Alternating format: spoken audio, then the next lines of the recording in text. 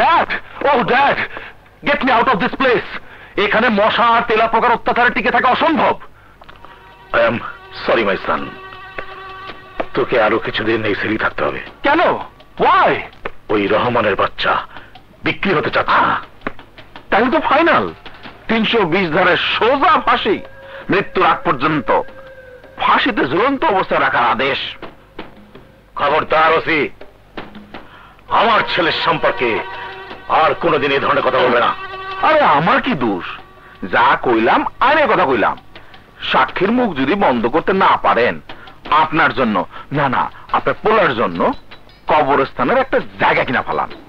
প্রত্যক্ষদর্শী সাক্ষী খুবই কড়া। ও কি বলছে ড্যাড? আমি বলতে চাই না ড্যাড, আমি বলতে চাই না। কিল দ্যাট পার্ট। ওই রহমানের বাচ্চাকে সরিয়ে দাও প্লিজ। দেখি, চিন্তা করিস না, তোর ড্যাড এখনো বেঁচে আছে। আমি থাকতে তোর কোনো ক্ষতি হবে না। রহমান কোন অবস্থাতেই কোর্টে সাক্ষী দেবে না। মৃত মানুষ কখনো সাক্ষী হতে পারে না।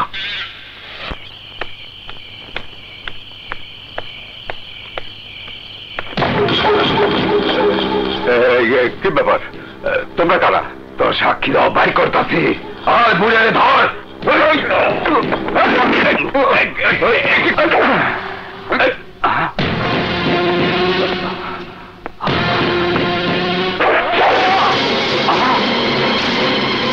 তোমরা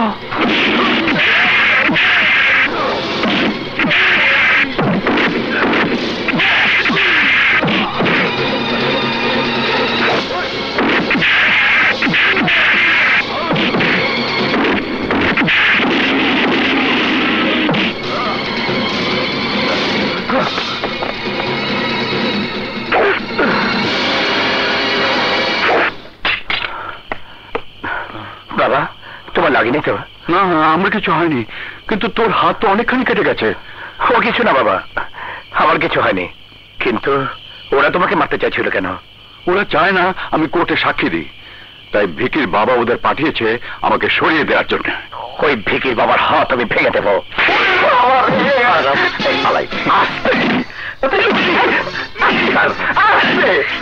আমার হাতে কাছে পিস্তল থাকে, তোকে আমি গুলি করতাম।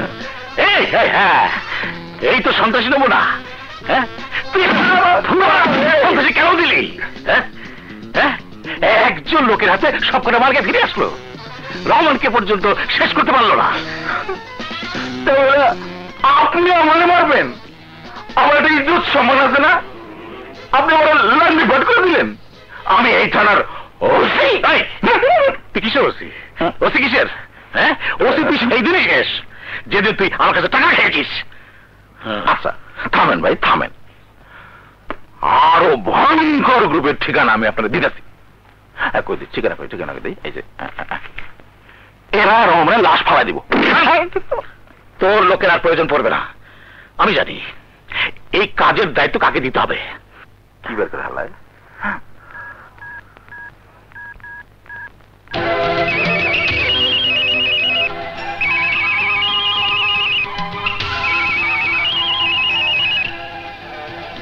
হ্যালো, কে? জগৎ, আমি ইমতাজ চৌধুরী। তোমাকে আজ আমার খুব বেশি প্রয়োজন। কিন্তু আমি তো এখন হংকংয়ে। তোমাকে ইমিডিয়েট ফিরে আসতে হবে। আমার ছেলেকে নিয়ে খুব বিপদে আছি। বেশ, কিন্তু তার আগে আমার সূত্রপুর থানায় 5টা, কোতোয়ালি থানায় 3টা, রমনায় 2টা কেস, এই সবগুলো ট্যাকেল করুন, তারপর চিন্তা করে দেখব। থানা, পুলিশ, কোর্ট, কাচারি সবকিছু সামলাবার দায়িত্ব আমার। নাম আমার জগৎ, আমি খালাস করি নগদ। নগদই পাবে, টাকা কোনো ব্যাপার না। সর্বনাশ, আপনি শীর্ষ সন্ত্রাসী জগৎ রে আবার দেশে ফিরে আনতেছেন? দেশের লোক টের পাইলে আপনারে কিচ্ছু বলবে না। জগৎ দেশে আসবে, আমার হেড করবে, এবং সমস্যার সমাধান না হওয়া পর্যন্ত ও এখানেই থাকবে। সব কিছু সামাল দেব আমি। ওকে আমার চাই। কি প্রয়োজন ছিল তোমার ওই ইমতিয়াজ চৌধুরীর বিরুদ্ধে সাক্ষী দেবার?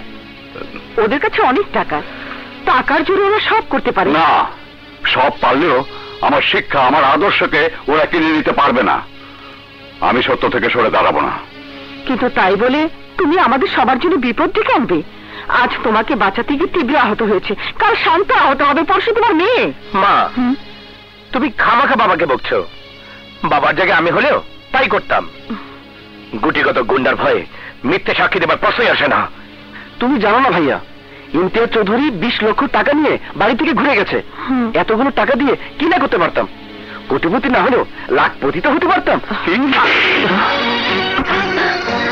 লাখপতি রাস্তার মুচি মেথর হয়, কিন্তু আদর্শ টাকার বিনিময়ে কিনতে পাওয়া যায় না।